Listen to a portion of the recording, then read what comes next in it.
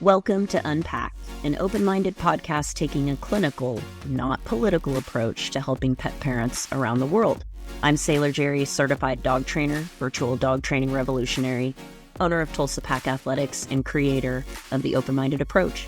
And I'm Mattison, her friend, certified dog trainer and behavior consultant.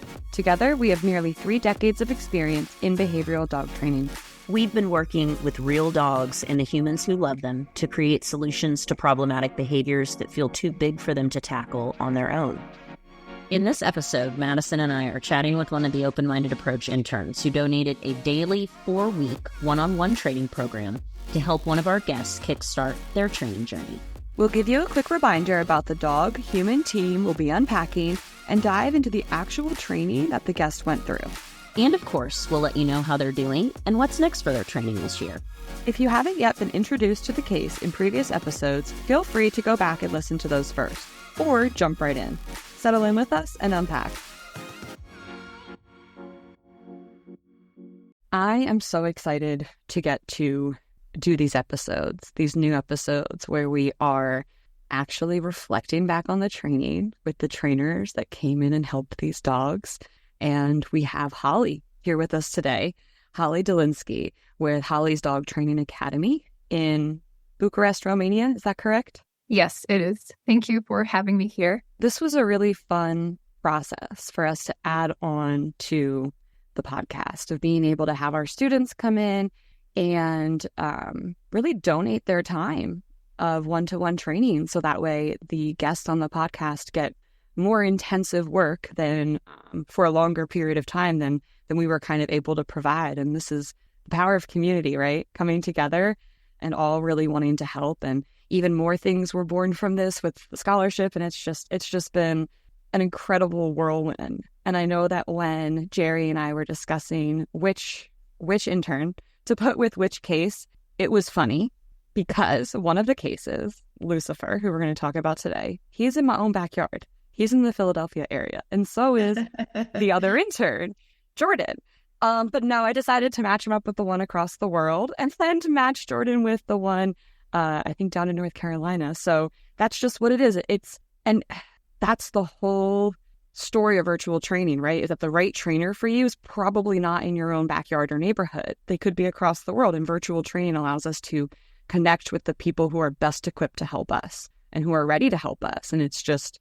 oh, it was so cool to see. This was so cool to see. And Holly, I could tell that you developed a really good relationship with Allison through this process.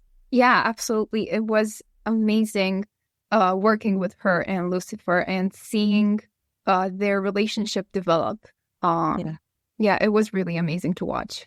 So a quick reminder of who Allison and Lucy are. They live in Philadelphia area, and Lucy is a Labrador, and he's pretty reactive, leash, barrier, sound, kind of all the things. He was pretty tightly wound, and she was finding it really unmanageable to get him around the block, to get him out to the bathroom, to do the things that are a part of city life. And he was really struggling even in their home to a pretty big degree where, you know, even the times when she was at home with him and trying to get some work done, that was not really going super well if he wasn't fully engaged in some type of activity.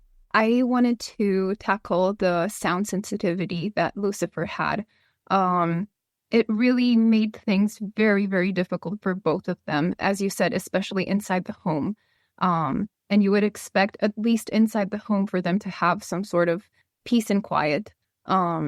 And some sort of a pause from all the other triggers that were outside in the city. But unfortunately, they did not have that. And it was very, very, very difficult for them to just go about their daily lives. So one of the first things I really wanted to work on was to start desensitizing him to some of the sounds they would usually hear outside of their apartment.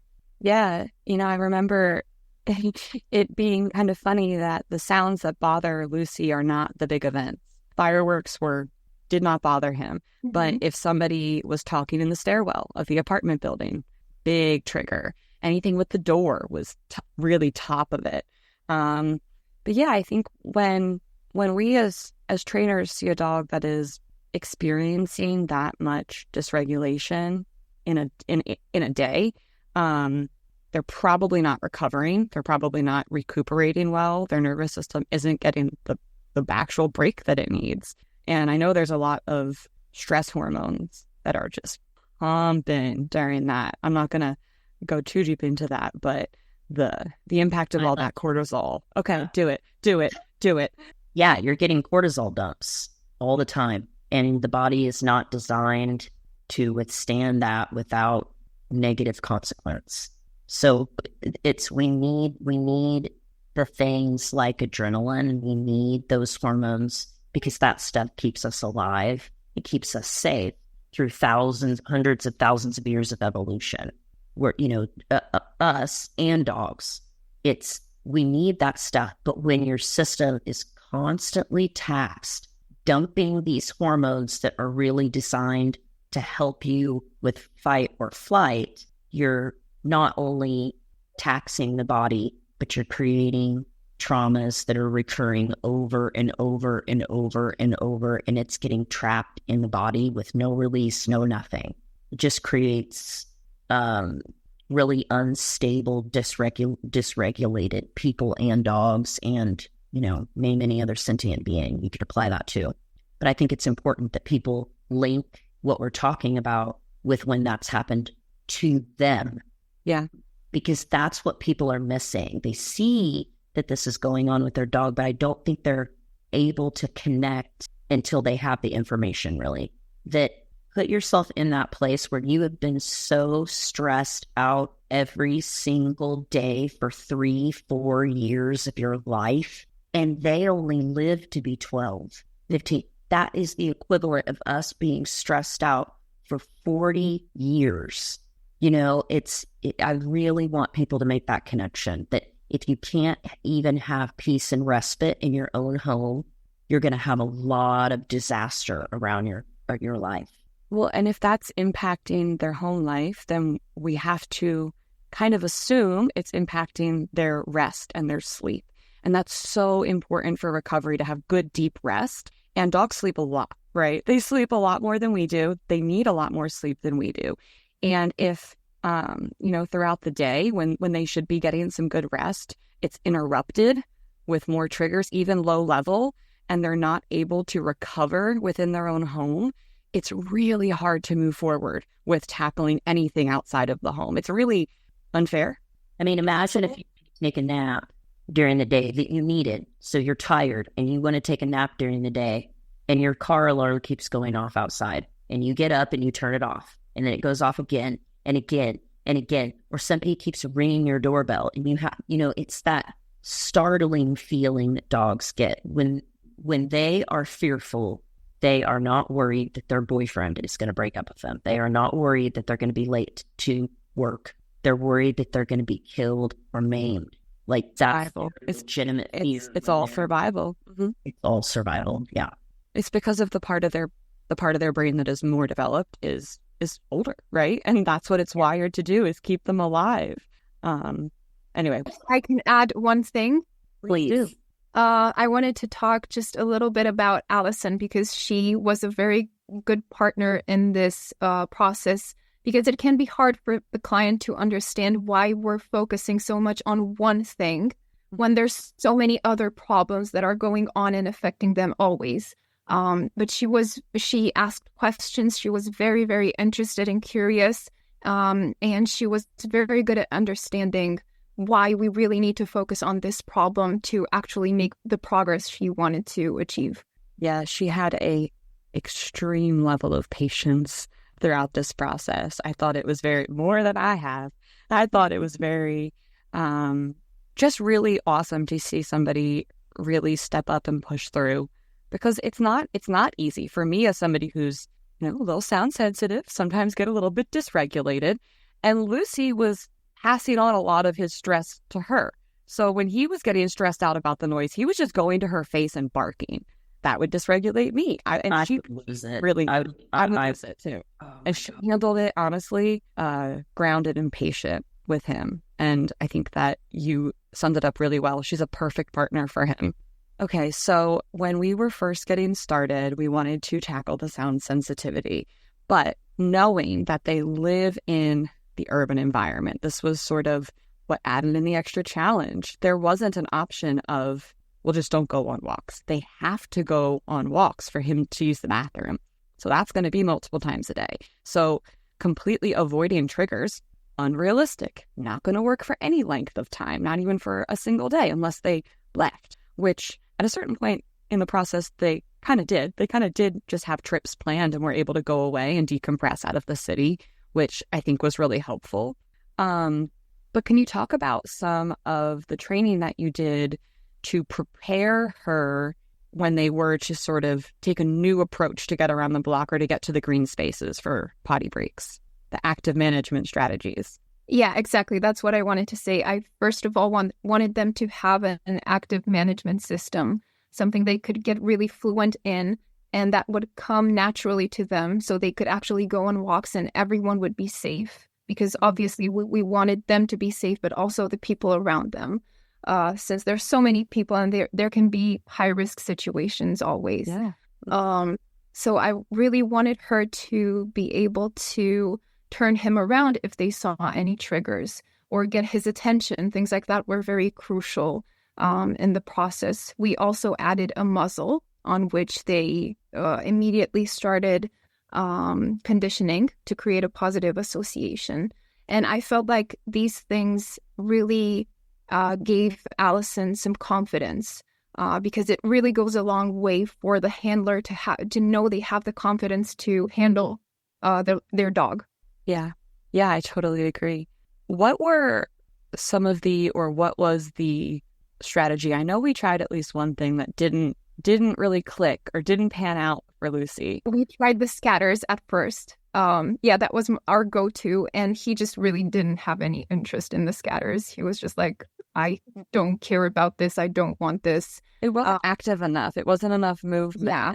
It was a little bit too decompressed. Yeah, and he's also the type of dog that had a bit of a hard time orienting his face downwards. He really wanted to have a better perspective of what's going on around him. He really wanted to have that visual cue as well.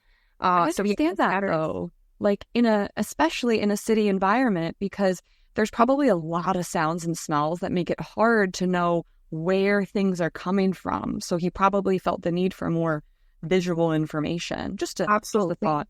Yeah, he's also very, very attentive to Allison. Mm-hmm. So again, that would have cut off his visual of her, making things more difficult for him. He's what we call a stage 5 cleaner. For a lab. For a lab. Wanting to eagerly work with the handler, but also needing to visually look at the environment, which is very different from some dogs. There are dogs that live in the middle of the city that are overwhelmed by the visual, and getting their head down and helping them not see the visual is more helpful to them. So it's good to talk about what worked for him, because it's so different, so what do you think? Do you think that that's more environmentally driven, or do you think that that's more like just a genetic thing, Ollie? What do you think about that? I know what I think, but I want to hear what you think about. Do you think, I'm going to stop talking. I think it's a mix of both. I don't really think you can separate them. It's obviously a genetic thing. I mean, that's the most obvious thing. But if you were to put this dog in another environment, or if you were to have put this dog from the start in another environment, things may have been a bit different. But nevertheless, I think in his situation, it's just a mix of everything. And also his environment growing up. Something that really stood up to me was that he really didn't have much stability when he was young. So that might also contribute to this need of his to orient to everything in the environment. It sounds like you're talking about a person that instability when they were young. They have genetic factors that are probably contributing because of just who they are. And they have environmental factors that are not allowing them to thrive. Like all these things are connected together with us, with them. And if we can see it this way about past traumas, genetics, and How does your nurture and your environment, how does all of that play in? We're going to get a much better picture like we are with this. I was going to add in just that, Jerri, the learning history, which can include trauma. We learn a lot from our trauma about things that do and don't work and things we do and don't need to do to protect ourselves. Mm-hmm. There was a significant focus on getting Lucy breed-specific and appropriate enrichment out in a more natural environment, because not a whole lot of that in Philadelphia. And we hit a couple of bumps, I should say, in that. And Holly and I had a couple of conversations about this. Mattison, they're called learning discoveries. Oh, right. Sorry. Right. They were on purpose. So glad it happened. No, I mean, but you're not wrong every time. And that's kind of the exact point of what we were just saying, of we can go in with some assumptions about what's going to work based on genetics, and then we have to adjust based on environment and learning history. That's how we find the approach for Lucifer, which is not going to be the approach for all labs in the city. That's not the way that it works. This is the approach that worked for him and Allison. The relationship, that's also important, because you put a totally different person in there and the situation's totally different too. Yeah, absolutely. That's what I was gonna point, is that it really depends on the team as a whole. So both of them are very important when we're talking about what training we should do, what adjustments we should make, how do we structure the process, what steps do we give them each day. Yeah. And so I think that we were really wanting to find opportunities for him to interact with natural bodies of water. And we kind of wrestled back and forth with, is this something that he needs and there's a drive for and it's there, and his lack of socialization to it is kind of getting in the way because he's just too nervous to interact with it or doesn't understand how to interact with it? Or is that actually not a drive and it would be a nice to have, and he might enjoy it were he a more confident dog, but there are other drives that we could tap into. And I think this was towards the end of the process, and we had just decided to have her start something a little bit different with some retrieval work, of actually doing like with a retriever dummy and like a take, hold, give, and having him carry things while he walks. So, we don't have to push and force, and we can keep trying and see if he opens up to it as he becomes more confident and as the reactions continue to subside and as the relationship builds. He may show more interest, but we don't have to force it. We can always pivot and try something else. So, and it might not be this. It might be something else. Maybe he wants to try something else. Who knows? He's his own unique individual. Yeah, I remember one day when I was talking to her, I had suggested something. She said it isn't really possible. And I remember I replied to her, that's fine. This isn't the only way. We can try something different. And I feel like that's valid for all the training we've done. Like, there are always options. We just have to get creative or do more research, but we can always get to do something different that will work eventually. Were there any other times during training that we felt like we took a pivot, or maybe you added in a skill that you didn't expect to, especially thinking about the just being outside on the leash and helping her be more confident? Because I know that was a huge goal for her, was to not for her to not have to feel so on edge, getting him out to go around the block into the bathroom. Yeah, I remember one day when she told me about an incident they had with another person with their dogs coming up to them. And she was very frustrated that that person didn't understand that they wanted space. And it occurred to me then, well, we cannot really control what other people do in the environment. I mean, we can tell them, stop, stay there, please don't come here. But ultimately, we can really control them. But what we can do is maybe make some adjustments to our own setup to make the people less likely to really come up into our faces. And I remember I suggested to her, she put a sticker on her leash saying, don't touch, or we need space, or something like that. And I feel like that really made a difference. And again, it made a difference to her and her confidence, knowing that, she has this extra element in her setup that is going to help her moving forward.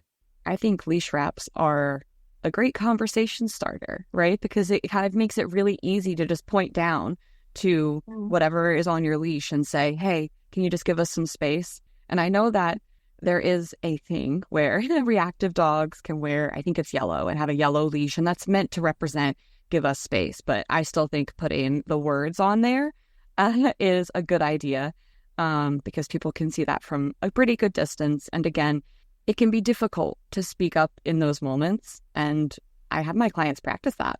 Practice it. Practice body blocking. Practice saying, no, thank you. Practice saying, give us space. Practice saying, back up. Whatever you got to say in that moment, right? Because if you wait until that moment, you're probably not going to come up with the right words. I regularly invite people to channel their inner Jerry in those moments. No. You know, like I just don't, I never, ever, no matter where Enzo and I are at, I never have a problem with people. Maybe people should get sleeve tattoos. I don't know.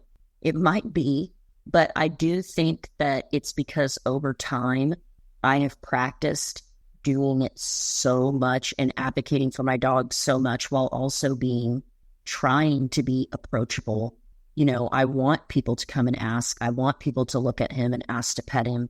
But I also want people to know, you know, I'm going to snatch you up by your hair. I'm kidding. I'm not going to snatch you.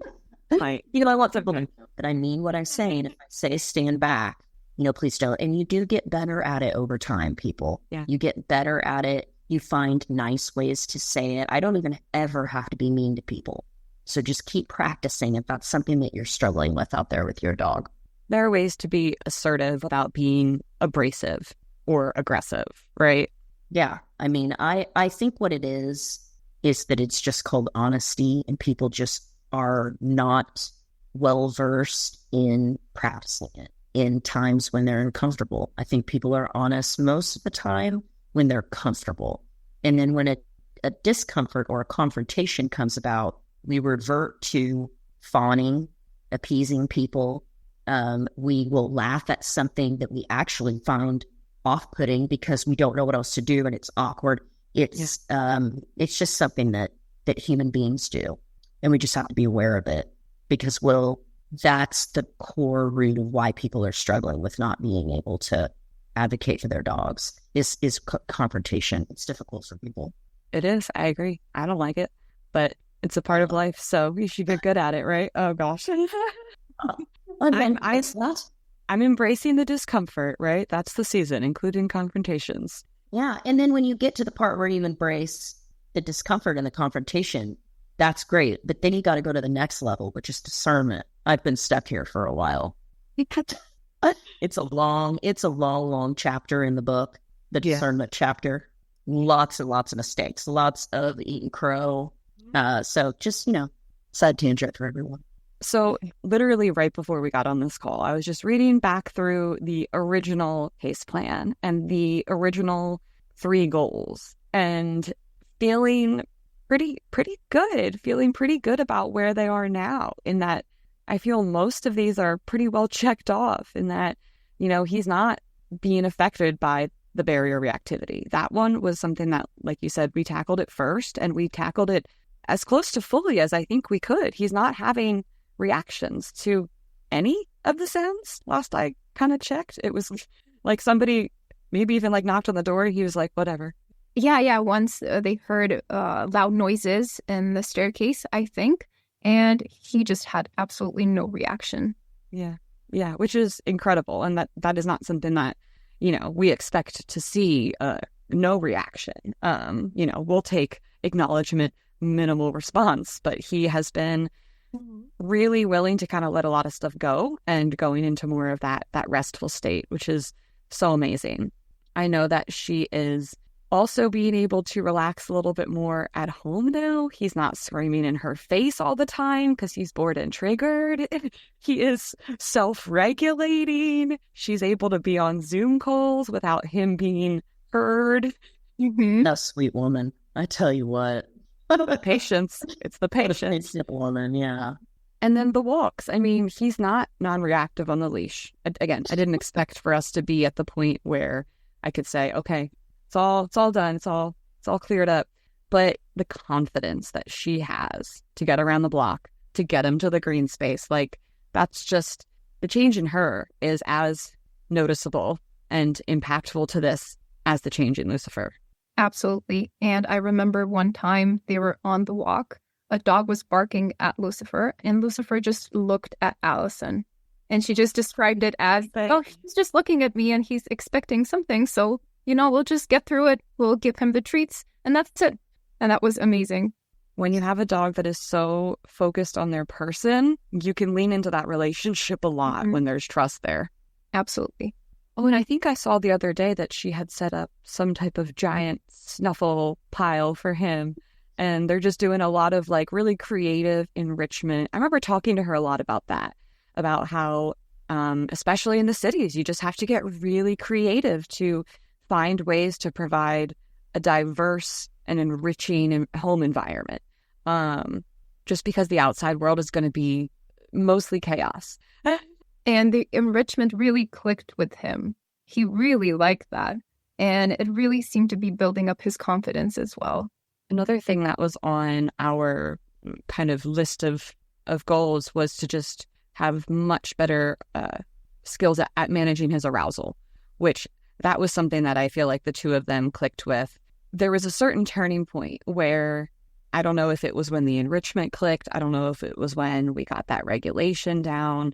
I want to say it was near weeks 3, 4, maybe 5. And all of a sudden we just, like every single day, there was a win. We had a great walk. We had a great this. We had a great that. And it just felt like they'd really turned a corner. Probably her confidence building was a huge part of that too. And when you're feeling more confident, you're looking for the wins more than looking for what went wrong, which that's an important shift too. Yeah, that's true. I think you really start focusing more on the positive aspects rather than seeing the negative every single day. And I remember writing in my notes, because I also write their wins. And every day I was writing win, win, win. And it was so fulfilling for me as well. That's a wonderful practice to continue in your career, is to do that. I agree. Well, what is next for Allison and Lucy? What have we sort of recommended for them to be focused on and working on as they go into their aftercare with Tulsa Pack? We built them a whole training plan in which we mostly focus on really strengthening all the skills they already have, because always good foundations are a must in training. And something we incorporated is the retrieve you and I talked about, because we really want to get him to express some of his drives. And as you said, if we succeed with this, then maybe we'll get to see something else, like going in the water. And I feel like this is also working towards their relationship building, because again, it can be a fun skill to do together. And for them to discover how to work on. So that's really what we are focusing on moving forward. Dogs like Lucy, I've been noticing, who are driven by and reinforced by connection above all else, right? There's a lot that we can do to lean into the relationship, to use that as a motivator, to use that as a reinforcer. Yes, we should be paying things with food. Yes, we should be managing the arousal in other ways. But there is a deeper drive in there that is the partnership. And so to lean into that when you have a dog that's kind of insecure, and to say, it's okay, you can just count on me in those moments when you don't know if you're okay. You can just look at me and I'll let you know if we're good or not. It can be really, really transformative in helping them feel that they're safe in a lot of different environments. Yeah, but we do still want to build his confidence, because we don't want, him to need to be around her. So obviously there are other things that we're doing.